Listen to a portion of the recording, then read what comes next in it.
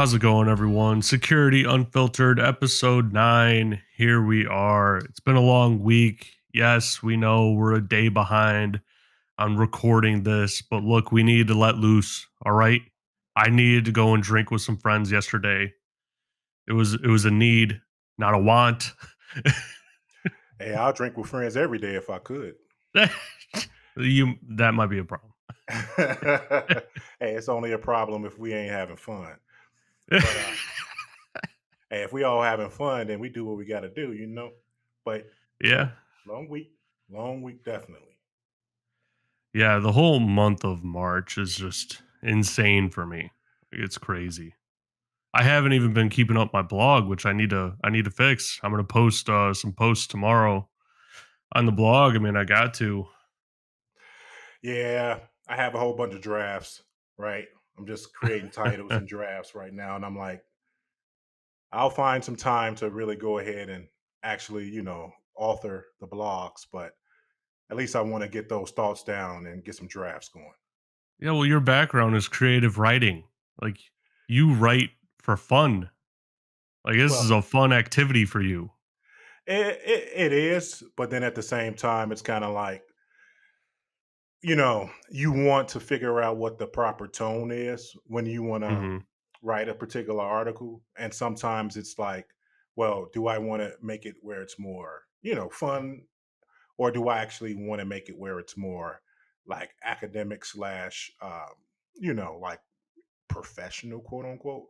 And Hmm. so that's where it's trying to find a balance, right? Because if I'm just writing for fun and I can throw my own little, my way of writing into it, that's one thing. But I want to make sure I hit that right tone so that the people can get the most out of it. And that's where the blog thing kind of comes into play because I think I need to get more into blogging where it's just, hey, here's what's been up, here's what I'm doing, here's what I'm seeing, this is going on, versus those particular articles that I'm thinking about doing that are focused on specific functional security things, where it's kind of like, I want people to be able to come to this article and learn something, right? And take it back to work. So, yeah, I got to blog more where it's just like, hey, we got 25 inches of snow yesterday, right? That's crazy, right? That one, I ain't got no problem writing an article about that, but it's the ones where it's kind of like, I don't want nobody coming up in here talking about I set Yeah. them up and they took down a network. Yeah. Well, it's difficult to like have a blog be, extremely useful and educational and relevant and not be too long. It's Yep. like you really gotta pace it correctly and you really gotta put some thought into it, kind of before you go down that path. Like with all of Exactly. mine, I at least have an outline. I can't really write without an outline. I'm finding. Yeah. Yeah. Outline helps. Generally, with all my writing, I try to find out what the end is, and then that Hmm. way it kind of guides me. So I always can kind of have that north star to say that, hey, or here's how I want to end it. So I can kind of then have the freedom to take turns and do all the loop de loops I need to do, but I know that this is where I need to get back. So that kind of helps for me. And you know, uh, it's been a while since I've been able to keep that blog going, but definitely want to keep that up. And it kind of actually makes sense for kind of the topic that we're going to talk about today, which is, what do security SOC analysts do? I'm kind of talking about that entry level position and what organizations are looking for. And that's like the stereotypical Right. blog post, right? And it's kind of like, well, how do you want to write that? Do you want to write it where it's more so about, have the right attitude, have the right personality? Here's what the team is going to need you to do. Or is it more so about get an A plus, get a SEC plus, get a Hmm. CH, here's the skills you need, etc. So it's finding that blend. But at least from the podcast perspective, we can just dive right in and talk about what we think SOC analysts are, capable of doing for organizations and where they bring value. Yeah.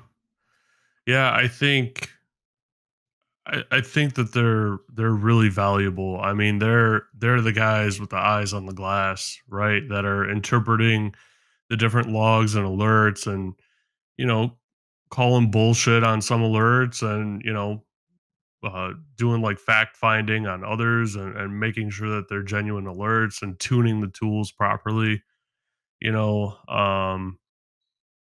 It's not easy for sure.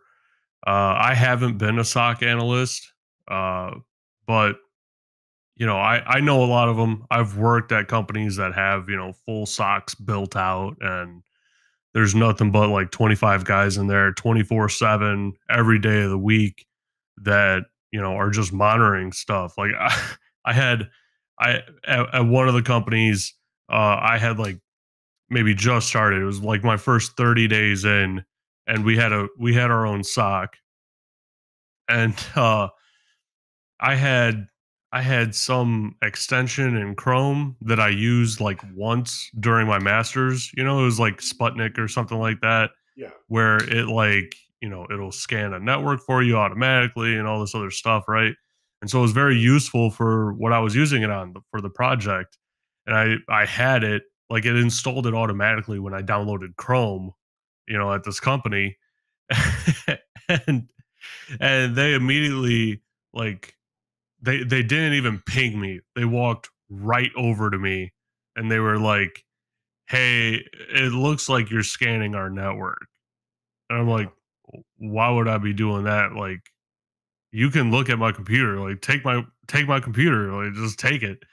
And he's like, "I'm not sure if you're actually doing it or if something on your computer is doing it for you." And I was like, "Pfft, man, you can wipe this shit. Like, just take it, man." And he like went back and looked for the process and did his research. And like 5 minutes later, he comes back. He goes, "It's a Google Chrome extension called this. Can you check if you have that?" And I looked and I was like, "Oh man, I'm sorry," Yeah. because I just like blew up their sock with someone internally scanning the entire network, like Wow. mapping it. Yeah. Hey, that's that happens more often than most people think when they first, Right. and it's not necessarily security people, but a colleague of mine, where I'm at now, when we first started his first day, there was some issues with USBs they were using on a service desk team, Hmm. etc. And his very first day, he went around to, I guess, put some software on the end user's machine, and I guess they got it off a torrent site. I don't know. Like, it's like it had some binaries and some hashing that kind of made it pop up. And I mean, the rush was on, and it was like he's like, I've been here less than an hour. What's going on? And the rush was there. It's like, hey man, where's that USB you had? It looks like there's some, but you got all kinds of stuff on there. You got movies, you got software. Like, what the hell? And yeah, and so you have to make sure that you don't plug things into machines that actually actively scan. Especially when you're going into a new place, you don't want Right. to set that as your first Yeah. interaction with the security team. It was like my first 30 days. Like I had to introduce myself. Yeah. So this guy is doing his own internal pen test on our environment. It didn't tell anybody. Right. Uh, Man. but yeah, I mean, like you said, eyes on a glass, they're very important. Um, a little bit of my work was originally as that SOC, reviewer of alerts. Had to look into the SIM, had to make sure those alerts were not false positives, and they don't teach you that, right? When you're preparing Mhm. for getting into security, the exams don't necessarily go over false positive rates, and one of the things that are on some of the exams, like the false positive rate versus the detection and how often it actually happens when you're actually configuring and tuning up your scanning and things like that. It's not necessarily stuff that is put in the security plus and that entry level security examinations. That stuff is more so from what I've seen in the CISSP guides and things like that. But that's very important for a SOC person, is making sure that the organization has adequate and efficient logging, so that when you see logs pop up or you see alerts pop up into your dashboards, that there are alerts that you can reasonably know, they're being triggered because there's some legitimate activity taking place. And that's probably one of the first main value adds that a SOC analyst will provide for a team, especially a team in which you're just looking at alerts all day, is making sure that what you're looking at isn't, triggering false activity. Yeah. I think one skill set that is typically overlooked with SOC analysts is people skills, actually. Like it's overlooked a lot, I think. Hmm. And I feel like sometimes some companies don't even like look into that when they're interviewing these people. Cause I mean, you're interfacing with more users on a daily basis than most security. So you need to, be able to actually, talk talk to them and understand where they're coming from and to resolve issues rather than just create more issues. Yeah, yeah, Because you did. Yeah, there's always like a typical like stigma almost where security is then thought of as the SOC because that's like a physical location or a physical thing that other people outside of security can picture and generalize in their head. And so to them, interfacing with the SOC is basically interfacing with the whole security team. And now you have a bad rep in the organization and it just builds from there. yeah, yeah. I mean, it's been one of those things where the soft skills just has become more and more important over the last few years. There was a point where if you just had that technical power, that technical bandwidth, you had them CPU cycles where you were just really technically inclined individual, then sure, there was always a spot for you, right? Either you go Hmm. back and you can work, in a closet or in the basement, you know, throw those guys in the It puts basement. you where someone can never see you. Yeah, exactly, right. And you can do what you do. Hell, you got one monitor with your dashboard, you got another monitor with your wow rate, right? And you would just do what you have to do. But yeah, security more so than anything now is becoming one of those uh, departments that actually has to have that communication. You got to talk to HR, right? When there's a potential issue with a person that works in your company who did something right or wrong. You Hmm. have to talk to clients sometimes when they want to know how a particular application or service works. You have to talk to auditors when they come in and want to see attestations. You have to talk to your management when they want to figure out, well, why this didn't get brought up to to their visibility level quicker or sooner. So there's a lot of opportunities to have the dialogue and having those soft skills to be able to kind of, I guess, give people the lowdown and let them know that this is how things are, and put it in the proper context. Because one thing that people will not appreciate is if the sky is falling all the time. And a lot of Right. times when you're new to security, it's hard to know what is an actual emergency, what constitutes an Right. emergency, what constitutes having to escalate this to your senior engineer or your architect, etc. And I think that that's where your management and some of your team leads can kind of give you that playbook, that run book, if they're actually available, to kind of say, hey, when you see these kind of activities, just come to me. We can go through them and I'll tell you why this is something we would escalate versus not.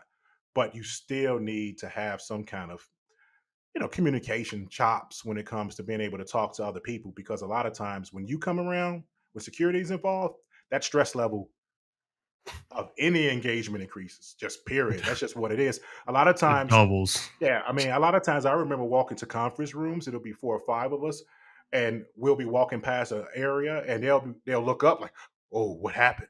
Because it's Yeah. security, right? It's like, hey, we Yeah. just go into a conference room, get some ginger ales and some cokes and drink some, some Trying to get sodas, some pop. snacks, man. Yeah, get some. We just chilling, like ain't nothing happened. But yeah, they'll think that something happened a lot of times if you don't have that. I guess that interaction with them to know that you're just like them. Right. You know, Yeah, I mean, we people too. yeah, we people too. We don't go in this conference room and laugh and joke, and hopefully they'll bring in some sandwiches or something. Because that free lunch is, that free lunch helps. It's valuable, man. It helps with the focus and the concentration. That free Right. lunch, you know. Right. Man. So what certs have you seen as a SOC analyst that you think help you the most? So, I mean, like we could go with the typical ones, right? Like security plus, network plus, all that sort of stuff. That's really kind of almost like IT basics, you know? But do you think the CEH helps more than others? Do you think that, maybe the pen test plus helps a little bit more, or was it the CISA, the CompTIA one? It's CYSA or something like that. Yeah. What have you seen, both from like your own, professional experience and then your management experience? Well, generally, there isn't really and hasn't been a really adequate certification, I don't think, out there to kind of just help, you know, define that this is a SOC type of certification or a SOC analyst type of role. And what do you break that down to, right? Because some certain organizations have different SOC responsibilities. So you might be in an organization where you're looking at IDS, IPS on your SOC. You may look at things related to vulnerability management. So you're dealing with vulnerability management tools like Nessus or Rapid7, et cetera. So it kind of depends, but I think that Cisco kind of created this cyber ops one now that is Mm, supposed to be, kind of in that space where you can say this should help from the perspective of an analyst who needs to look at things like network traffic yeah. and look at logs or have logs go into a SIM and analyze that. So I think that they're looking into filling that space. I do think the CEH, that knowledge set, will be helpful. You still want to know the basics, but I think that having a more network um, based skill set will really help when you're a SOC analyst, right? Because almost all of the logs that you're looking at are tied into network activity or could be tied to network activity. It's not like a SOC analyst is sitting there with the application development team a lot of times, right? Yeah. Or yeah, so yeah, I would just say things that kind of give you a understanding of, you know, the network, IDS, IPS, firewall, SIM, things that like that. But often it's just going to be a lot of experience on the first job to get that kind of training. It's like there's two kind of areas I think with it, experience wise or certs wise, right? Like a lot of the times the stock openings are looking for very specific tool sets for your experience, like logarithm, Splunk, Carbon Black, all these different kind of tools, CrowdStrike. Um, and I think we should also note that like a SOC analyst isn't like a entry level IT role. It's an entry level security role, and security is not entry level in IT. So really, if you want to get into security and you're trying to just jump straight from no IT experience into security, I mean, it's going to be a tough time. And to be quite honest, the companies that would offer you that role, you probably shouldn't be taking that role. uh, And now probably shouldn't take it, but take it yeah. because a lot of times, getting that first position and getting that title, getting that role, that's going to kind of be, The title matters a lot, yeah, yeah, and you want that snowball, right? So once you're in it, right? So then it's much easier to get that second security position. right? Um, but a lot of organizations just don't know what to do when it comes to security, right? It comes down from up top. It comes down from senior leadership. It comes down from the state, from the shareholders, the board. It comes down from auditors. A lot of times, organization isn't just sitting back and saying, "Well, we got, you know, $1 million of net profit. And I don't know what to do with it, and maybe they would go ahead and create a security team that's going to fumble around and get in our way half the time." No, that's not usually how it happens. Usually it's an edict. Usually it's because of a reason. Hmm. So that organization is often not going to have a really mature strategy for what their security team needs to do. They're just going to have a whole bunch of problems and say, okay, let's set up a program. And then once you get that program up and running, then you got to find somebody that can actually determine what the requirements are. Because all they know is that we need a program. So now you got to hire a senior level person in security to say, all right, I'll talk to everybody and figure out what we actually need to accomplish. from an attestation standpoint, but then also from the threat modeling standpoint, because you don't even know who your attackers are or who your threats are. You know, the organization may be in a specific sector or a market where there are specific, threat actors out there that just waiting, right? So you got script Yeah. kiddies, you have financial, uh, um, you know, uh, people with a financial incentive. You have, people that's doing things for social issues. So you have to figure out who your threats are first and foremost, if you have an opportunity to do so. Yeah, I think with that kind of comes into play like MSSPs providing that SOC role or building out your own SOC. And you know what? A lot of the times organizations think that building out their own SOC will cost them a whole lot more than actually going with the MSSP, because the MSSP is going to give you that number. It's going to be like, you know what, on average, this is what companies experience with building out their SOC. This is the cost of it. And then if you go with us, it's a quarter of that price. Well, it's a quarter of the price, and you are very likely getting a quarter of the quality as well. I mean, just being honest, I mean, I'm not calling anyone out, but I have never I've never had a good experience with an MSSP. Not one. Not a single one. And I'm not calling anyone out, but like, I mean, that's just how it is. Like as a analyst or an engineer, I have actually had to spend more time talking to this MSSP to get things like ironed out, like stupid alerts that they shouldn't be alerting on that we've talked about before. And they're still doing it. And it's like you're taking time away from us over here when you're supposed to be optimizing our time, you know? And I think companies like just always go down this route, right? They go the MSSP route, and then they realize, oh, wait a minute, it's not quite worth going down this MSSP route all the time. And so then they start exploring building out their own SOC. And then management gets involved and they don't really want to spend the money. And so they try and find a better MSSP. It's like it's like a 10-year dance of this is what you're doing for the next like 10 years until someone comes in and is just like, just build it. It doesn't matter. Just get it done. You, you know what that reeks of? That reeks of nobody wants to do it.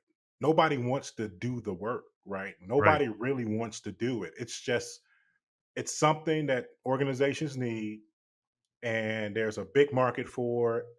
And now all of these MSSPs are popping up because they see that, well, this is a vertical and we can generate some revenue from it. There's a new one every year. Every Yeah, year there's a new MSSP on the market that's like, "Oh, we're better because we do X," or, "We're better because we provide more coverage," or like what, like I've heard it all. I mean, yeah, like, come on. yeah. They're going to sell it, and so here's the problem. The problem is that internally from SOC, you don't get that sale usually. And in the business world, it's all about selling, really, right? It's Yeah. about selling services, selling products, generating something, some kind of excitement or momentum. And from an internal standpoint, you just don't get that, because a lot of times MSSP will say, "Hey, we could do this with 3 people. I mean, look, we're gonna be amazing, right? We Yeah. could." And internally, you got 3 people. You sit here like, "Hey, I'm dying over here. Please get us more people. Get us more Yeah. people. Get us better tools. Uh, get the other departments to listen to us. Can we get some support?" It's a Well, lot. Yeah. I think a part of it, right, is MSSPs are not scalable for high quality, right? Like when you have your own internal SOC, that is the highest possible quality that you are going to get. And the reason why I say that is because you are hiring people to do that job only for your company, Yes. only for your company. It doesn't matter what happens at company X. It doesn't matter because they work at your company. They're only worried about yours.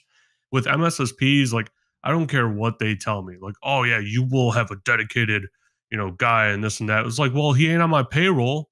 You could tell him to do whatever. You could tell him to go, jump on this call with another customer. You could, you're the one managing his time. We are not. there's no way that you can guarantee a dedicated resource at any level. And so I mean, I think that's a huge thing. They can't like I just don't see any MSSP being able to scale to high quality. Like Yeah, something has to give. I can see that definitely. I mean, you're not motivated as much when you know it's not your it doesn't impact you long term, right? If you're a Right. contractor or a consultant or anybody, and of course, if you actually have the mindset of presenting quality and providing quality, then you're going to be self motivated to do so. However, if you're a SOC analyst and you have 5 accounts and you have eyes and hands on keyboard and on the monitor, your eyes on a monitor for 5 different particular companies, and you're just rotating through them, it's very hard to find, let's say, something to kind of grasp onto when it comes to saying that I'm invested in this company's success. Right. Yeah. I As a mean, SOC person internally, I can definitely see you saying, "Hey, what I put in here can ultimately show up in how the company grows, and that makes me want to hop on at 2 o'clock in the morning and do extra." I mean, I wouldn't want to do that. Yeah, I wouldn't want to do that. I can't blame them. I can't hold them for that. Like, There's a different amount of excitement that happens when you're brand new to somewhere and you're fresh into the yeah, security. very different. Yeah, trust me. You'll spend nights thinking about what you can do or how you can help out even more. You're going to spend some nights up doing something. It fades over time, obviously. I mean, when Uh, I first got in, dog, it was like, oh, you want me to work 24 hours straight? No problem. I'll do 48. How about that? yeah, I do exactly. 48. No spot bonus, no pay increase. Didn't even get brought up in my review. Wait a minute. What's going on here? Oh, y'all forget when I did that? Oh yeah, Y'all we forget. forget when I was in another state doing Yeah, that for you? they Y'all forgot. just forgot? Yep. Hell yeah, they forgot. Hell yeah, they forgot. They'll remember it though when you gone. But yeah, they forget. It's like it's tough. Because you're going to be asked to do a lot more. I mean, I can tell you as a SOC analyst in your first security position or your second, 40 hours a week is going to be very difficult to be extremely Yeah, successful. yeah, Just putting in 40 hours. Number one, you're catching up on all the information that you don't know. And yeah. that's just not in security. That's with your organization. How many assets do they have? Are you a 50,000 asset company, a 100,000 asset company? How many domains do you have? Do you have multiple fours? Are there mergers and acquisitions? How much software do you have? How many applications do you develop? Like a lot of that isn't information you're going to gather when you're actually performing your day-to-day activity, right? You won't That have the time. you won't have the time. So a lot of times you're going to actually learn about security and then the business model and the landscape of your organization through that extra time that you put in. And it helps because then you're able to know that, well, if something happens over here, it's segmented off or networked off or whatever, right? And then that's when you can actually start taking that next step to that tier 2, tier 3 SOC, where it gets more into threat hunting and things like that, right? And Yeah, red team stuff. Because now you know that the organization may be exposed via this path. And then you can say, hey, let's create some PowerShell scripts that go out and detect these things. Or let's put some stuff in the SIM so that we can detect these things. And that comes as you get more maturity. But you're going to have to put in a lot of time in that first SOC position to just not have your head spinning around most of the time. yeah, yeah. That's pretty valid. I think one skill set that is sometimes really overlooked in security in general, and especially for socks, is scripting. You need to be able to script. You like it is so valuable in that specific position. I mean, engineer, you can get away with not having a script because maybe you're focused on a single tool. and you're designing that tool, and you're working with the vendor, you're interfacing more in that way, right? So maybe you're not scripting as much, or there isn't a demand for it as much. But man, when you are trying to do like threat hunting, I mean, like I didn't realize it, like how valuable PowerShell was until you showed me, like, what I could be doing with it. And just writing a script to, probe a device for a password file, or a file with a certain name that, someone may be storing their passwords in and stuff. I mean, I found hundreds of files across the environment where people are storing their passwords in like Notepad. Like what? Notepad? Yeah. And that's a skill set though that like I think is really important for SOC analysts. Like, and there's a lot of free resources out there too. Code Academy is probably the best resource out there to learn coding and scripting, like, overall. I mean, I learned with their free version of their product, and now I have their pro version of their product where they give you projects to do and stuff like that, which I think really ingrains the skills that you're learning into you, because they'll give you a project and you have to then utilize and think through all these different things, like, oh, how do I want to define my function and what needs to go into it? Do I need to do this list like Mhm. this? And I'm very basic with it. I mean, I'll admit, like, scripting isn't my strong suit at all, but I can read it and understand what's going on with it. But for a SOC analyst, I mean, you got to be able to read it, write it, use it, optimize it, all that sort of stuff. Yeah, I would say from going from like a level two to a level three, and that's obviously organizations are different. I would say a level three is the engineering level when you're now kind of becoming uh, you're self sufficient. People aren't watching you all the time. Yeah. They're kind of leaving you to your task and your duties, and you probably have a once a week cadence with your managers to kind of keep them up to date on where things are.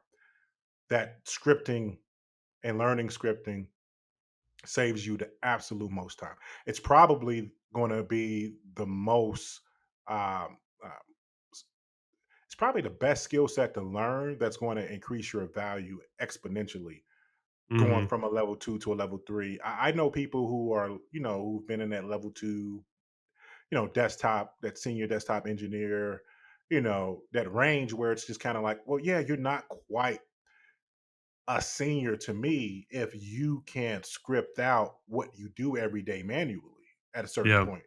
Because if you know that that's a 10-minute process, but you can script out something that's going to do it in 2 minutes, and you can go take a walk and get some air, well, damn it, do it, right? Because over the course of a year, you may be saving yourself hundreds of hours of actual activity because you're now automating. And that's a big thing, right? It's like, well, how do you get to automation? Well, you have to actually use, code. You have to use scripts. You have to use things or orchestration in that perspective. And all of that is basically, from a, an algorithm or a set of code or scripts that kind of, perform the functions in a specific order. So I would say as early as you can, just start getting familiar with things like, and what scripting languages are the ones? PowerShell, right? PowerShell, especially if you're on the Microsoft side of the house, Oh PowerShell, yeah. and Python, right? Bash, Python's um, huge. yeah, Python. Learn some Bash, right? Because you never know when you're going to come up against a Linux operating system and have to do, like for instance, logarithm. Our first go at logarithm, we were using Linux based data processors and data indexers. So if there was a corrupted shard or something like that, and you had to rebuild an index or Mm, something, you had to do it with Bash, and you had to do it with Linux commands. So I mean, going from PowerShell and then having to do that, you don't want to be at a complete disadvantage. So I would say, yeah, some Bash, um, and some Python, some PowerShell, and maybe get some JavaScript, some HTML, yeah. basic stuff, right? But it just helps because sometimes you never know when an alert has you looking at a whole bunch of code or a whole bunch of statements from any of those particular, coding languages or scripting Right. languages. And it, man, if you can point it out, if you're the one that puts your index on that monitor, say this is the problem. Hell yeah, Yeah. you'll get a whole bunch of pats on the back from the people on your team. Yeah, I know scripting and coding has actually been something that holds people away from security. Um and so I knew someone who was into networking. He worked in a knock, um and he wanted to get into security, and he said that after talking to me about it for like 6 months, he decided that there was just too much to learn, too much to do, and with scripting and coding on top of that, he was just like, I don't want to do it. And like, well, I kind of did my job, I felt, because, when someone's coming to me and trying to figure out if they should get into security, I'm very honest with them. I tell them what it takes. I tell them what they need to, get skilled up in and everything, what the security field is expecting of them. And it's a lot. I mean, it's an insane amount, but and I will try to overwhelm them. I will try to, throw all of it at them, because if I can convince you to not do it, then you probably shouldn't be doing it. Like, if anyone can convince you to not do it, you probably shouldn't be doing it. That's my Yeah, opinion. agreed. And what you got to remember though is that it's a process. You're not going to learn Python, PowerShell, Bash, HTML, Java, and all these different tools and everything else in 1 year. You're not going to learn it in 2 years, 3 years, or 4 years. It's a process. I mean, I'm still learning.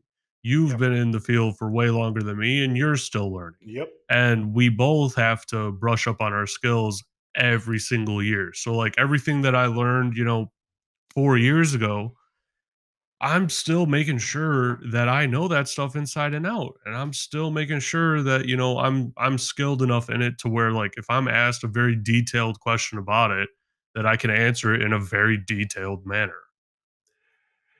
The amount I've forgotten is Is more than amazing. I'll never know. I've forgotten so much. Like, mind you, I mean, I got my CCNP, and it was all. I mean, I was doing EIGRP, BGP statements. I was setting Hmm. up encrypted, routing neighbors, and I have videos for that stuff. And I watch some of my old videos, like, man, I don't remember none of that. It's because 3, 4 years have passed, and you don't think about it at all. Now, can I obviously, review and then come back up to speed with it a lot quicker than it was my first time? Well, yeah, right. I mean, I think that if I needed to get a CCNP now, starting over from where I am, which is, I would say, like, let's just say I didn't remember nothing. I think that it will come to me probably 60, 70% faster than it did the previous time, because I kind of Probably. laid that. Yeah, I've already, yeah, it's like working out, You right? laid the foundation. If you ever was in tremendous shape and then you fell out of shape and then you start working out again, well, once you get in the groove, man, you're like, oh, I remember this. Yeah, Yeah. And it's like your muscles remember it too. It's yes, like your muscles, yeah, it's like, something that, like, I always kind of experience. And I mean, I'm an idiot, so this is all probably just in my head. But, like, when I'm working out and I haven't worked out for a while, it's like my muscles remember me lifting that heavier weight, that significantly heavier weight. But and it, like, confuses my mind because we can't do it, but my muscles are like, "Man, like, we should be doing more than this," and, yeah. like, it's that fight, you know? Yeah, a lot of and I like hear, like, a lot of times that shaking that takes place, right? Mhm. It's just you don't have the same neuron pathways from your muscles to your brain, and that can kind of cause that trembling, right? So if you were doing bench and you just start shaking, if you actually were able to handle that weight before, but a lot of the time it's not because you became that much stronger. Because Mhm. say you ever got up to 225 on a bench, right? And but you came from 185. Well, that might be I would say a 4 to 7 week process, right? Of just adding two and a Yeah. half, 5 pounds a week. But for the most part, people aren't putting on massive amounts of muscle in one and a Right. half months. So what is it, right? And a lot of it is actual, just just physiology. And it's Like not getting just that muscle fiber engaged and whatnot, you know? exactly, and then having your mind understand that, well, this is the kind of weight we doing, baby. So you better step up. And Yeah. those first couple of times, you'll see that actually transpire over that 4 to 6 week window. But same thing for IT and anything. We forget. I mean, a DNS issue came up the other day, and they were having issues with DNS, and I'm like, man, the last time I had to deal with DNS issues was at least 2, 3 years ago. But it came right back after a while, right? I'm like, man, I think these are stale, DNS resolver caches. They're like, I don't think so. I'm like, I think it is.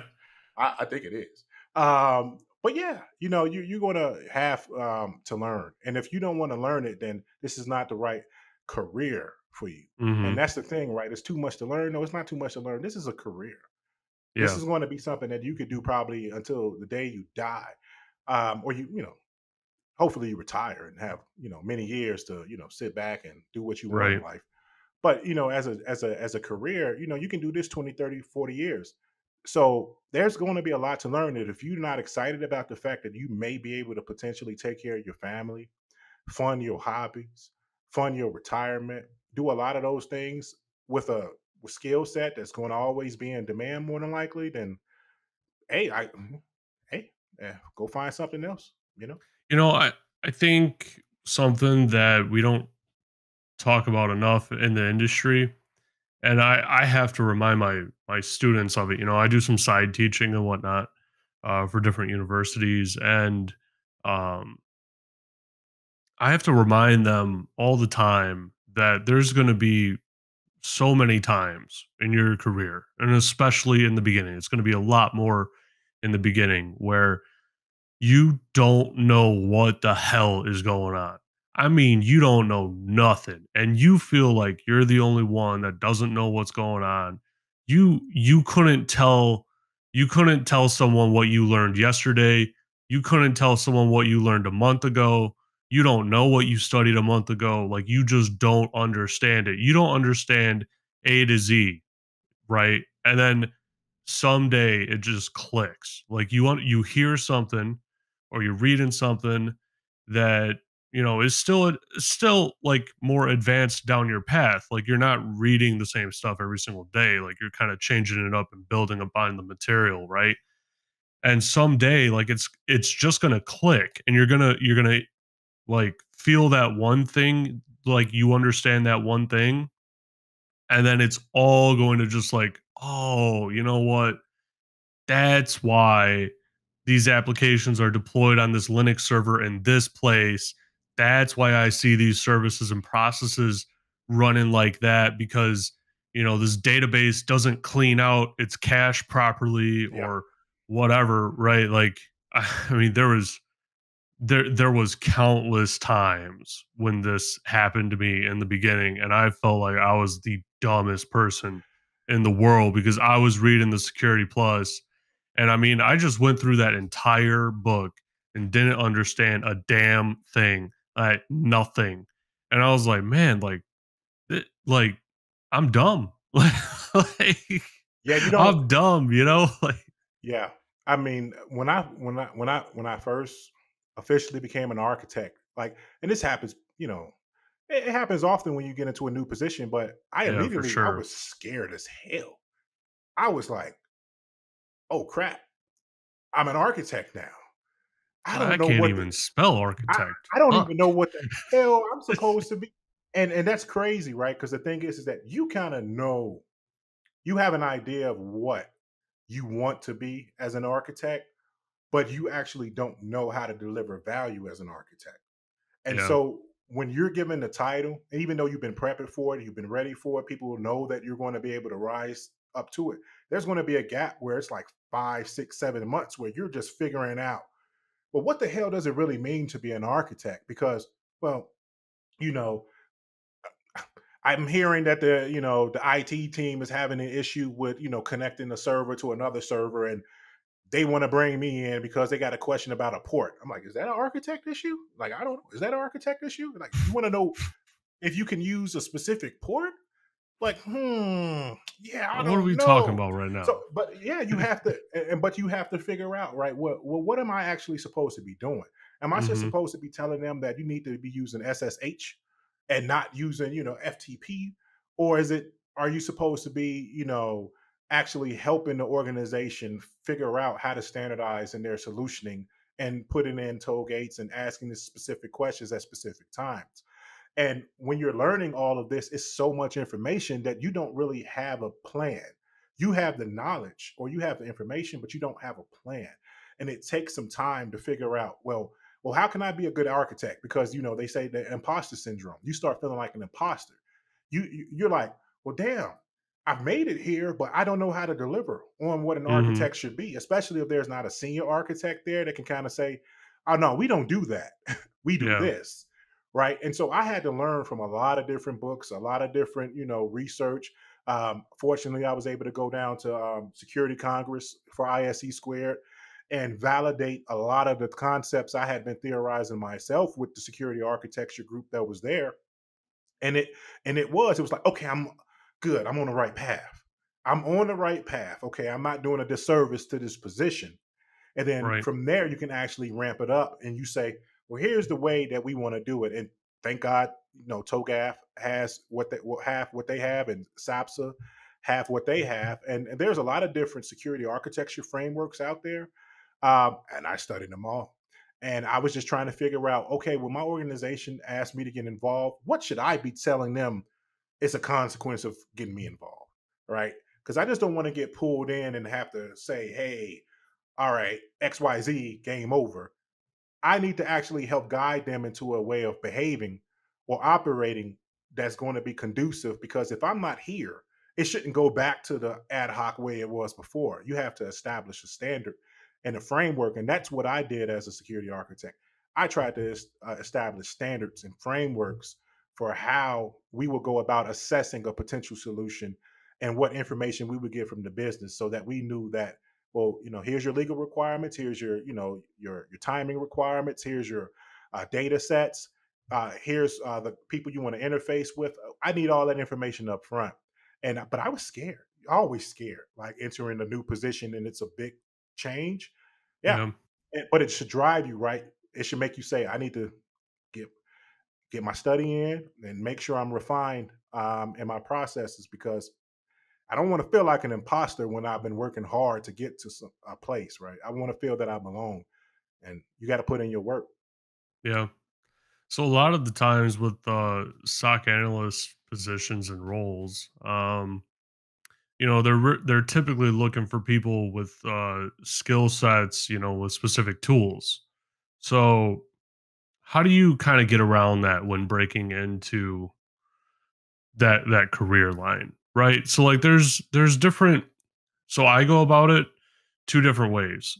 I look at all the top of the line tools and see if there's a free version of it or a trial version of it, and I get my hands on it if there is, and I try and just learn it, on the side. And in the interview, I'll bring that up too. I won't put that on my resume necessarily, but I'll bring it up like, hey, I know you guys are using this technology from the job description. I went out of my way. I got my hands on the admin guide. I read through that thing. It was like 400 pages, and take notes while you're doing it so you understand it a little bit more. You can remember it. And, I go about it that way. And then I also go about it and I try to think of it from a like an analytical point of view. Like, okay, so what is this collector doing when it gets these logs and it sends it somewhere else? Like I try to like break it down in my head. And I'll give you a good example. I had a vendor that had their own proprietary quote unquote scanning tool that pulled assets into their solution. And, we were having a lot of different issues with it. Right. And I mean, no one outside of this tool has any experience with this scanning technology. It's proprietary to them. Um, and the way that like we were troubleshooting it, I was in the logs and I was seeing what we were getting back from the assets just the type of information.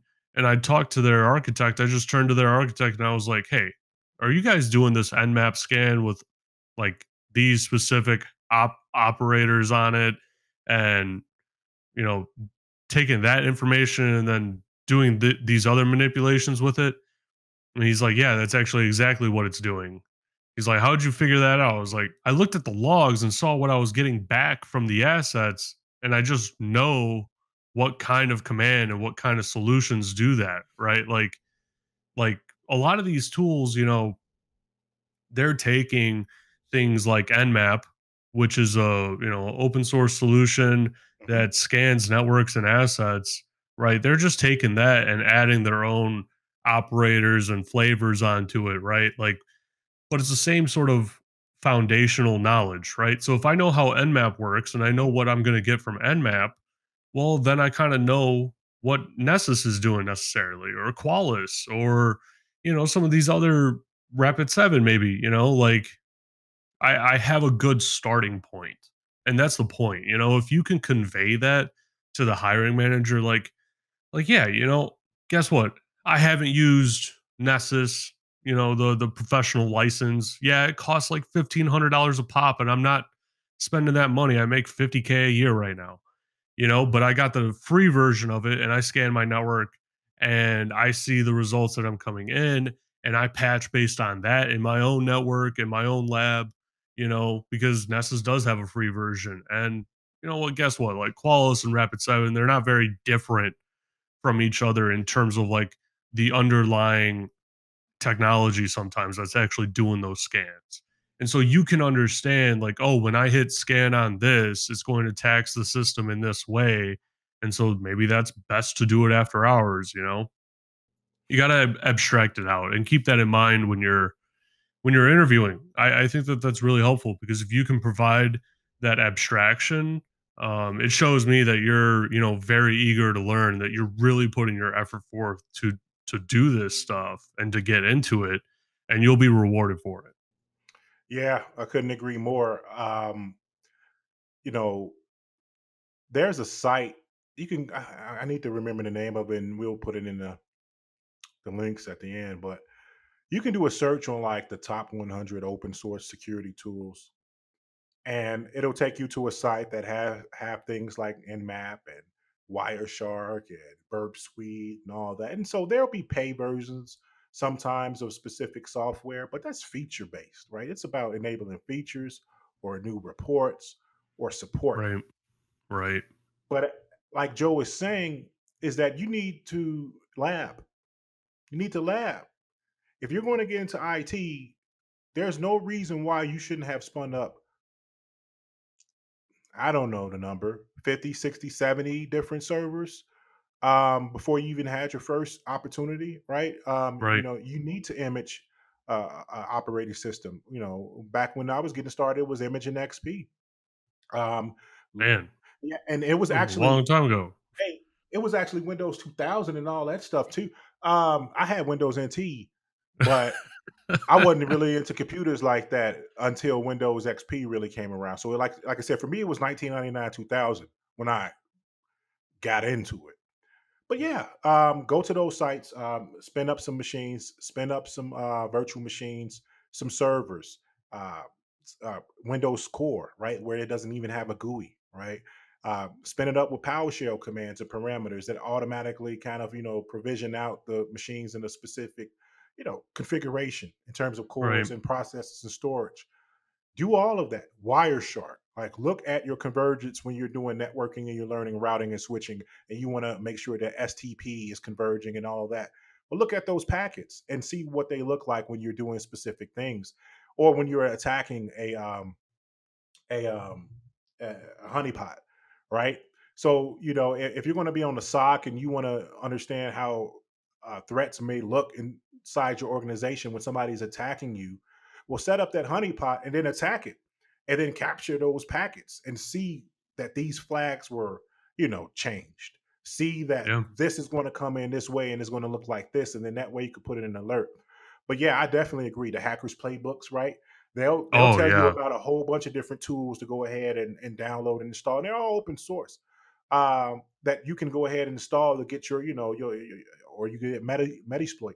Um, And they Metasploit. take you from 0 Yes. to, like, pretty advanced. I mean, they quite literally take you Yes. from 0 to pretty advanced. Like, Yep. they tell you, "This is how you need to set it up. This is what you should be doing," everything like that. If you just follow it step by step, like, I went through Hacker's Playbook 2 and 3, and I went step by step, page by page, and I didn't run into any issues. It was a great resource, man. That's how I really got started with, like, learning the more Yeah. advanced stuff, like hands-on stuff. Yeah, and sysinternal books written by the Microsoft guys. Sysinternals, is a pretty powerful set of tools that you can use for Windows to get visibility into your registry uh, and your processes, uh, Explorer, all of that. And then there's malware forensics field guide for Windows systems. You got the basic security testing with Linux, Kali Linux. There's a lot of books out there, right? Incident response, uh, where you can actually get that hacker's playbook, spin yourself up a system, and actually just attack it and do all these Yeah, things. But then make sure you have the logging turned on so that you can go in and see how that shows up, because the tools that you pay for in terms of your organization is mostly about the support. um, but they're using the same mechanisms that Joe was talking about, right? They're using some of the same open source functionality with just customized flags or a different metadata structure or a different formatting of the logs for ingestion. But you can get a lot of good information from there. So yeah, I definitely recommend that. Uh, I mean, yeah, you it's a have really good resource. It really is. That yes, Blue Team book as well. yep, yep. The Um, field manuals, the blue yep, team books. Uh, there's so many out there, yeah, and I think that again, it's just up to the individual. Because if I need a SOC analyst, and mind you, we can talk about a little bit or really quickly. It looks like they're saying that SOC analysts nationwide, the starting salary or the average salary is between like 65 and 74,000 a year. So that's where you're going to probably end up. Sometimes you can get more, especially if you have more experience or the area you're in, etc. right. But that's just a working range, right? So have it in your head. That's pretty good salary um, compared to people not in IT and some of the money. I mean, as a SOC analyst hitting that ground at that first level and being able to make 68, $75,000, and a lot of times you're young and you don't have any commitments. Maybe you're still living with your parents. You can use some of those, or you can purchase some of the things that you need to do, whether it's a virtual machine, uh, environment in Azure or AWS, just to give yourself 10 to 20 hours a month of just labbing that you can do, right? Right. Yeah, I mean, I think that that's a big differentiating factor, is kind of where we start in security salary wise compared to other roles. I mean, even in IT, like Yes. I know people in other careers like marketing and stuff like that, and when I tell them that, like, yeah, like we typically start at, like, 75, and that's like kind of on the low end Hmm. of where you start in security. They're like, "What? I've been doing this for 10 years Yes. and I'm making 80." It's like, "Well, I mean, that's your career path. That's what you guys did." But I mean, it's never too late to just stop, and build up a new skill set and go into a new career. It's never too late in my head, at least. But, again, if you're getting into it for the money, um, the money is nice for the first, 4 months. But I mean, after that, man, It doesn't it scale kind of with your hits performance. it. Yeah, it kind of. So I mean, I would say that it doesn't scale for sure. And two, I mean, the stress, like, if you don't enjoy it, like, you actually have to enjoy it, because the stress is insane. And when you get paid more, the stress is like compounded because more people are expecting more from you because you're making more than, you know, X position or Yeah. whatever. Yep. And yeah, it's I mean, it gets stressful. So if you don't love it, if you don't enjoy it, just don't get into it. But if you know what, if you do enjoy it, if you do love it, man, secure like you can make a lot of money in security. Yeah. Yeah. No, You can I start definitely. from nothing. I started with 45K. I didn't Yeah. mean to cut you off. No, no, I was just, I mean, I think help desk back around, it was like, getting like $10, $12 an hour to start on help Yeah. desk, right? Yeah, right. That was like, hey, that's a good start. Um, and if once you're making around 30K, 35K, as a help desk level one, then it was all about, okay, well, what does help desk level two do? Okay, I'm an escalator. I mean, I'm the person that they escalate to. Okay, great.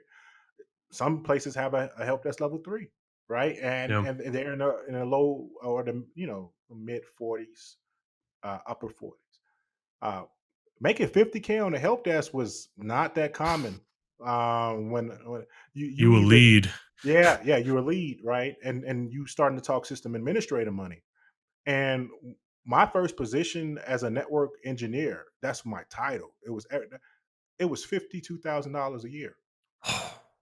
Wow. So there were I could have went and became a help desk level three somewhere and not been on the ground, running cables back to this patch room and doing all the that was fun.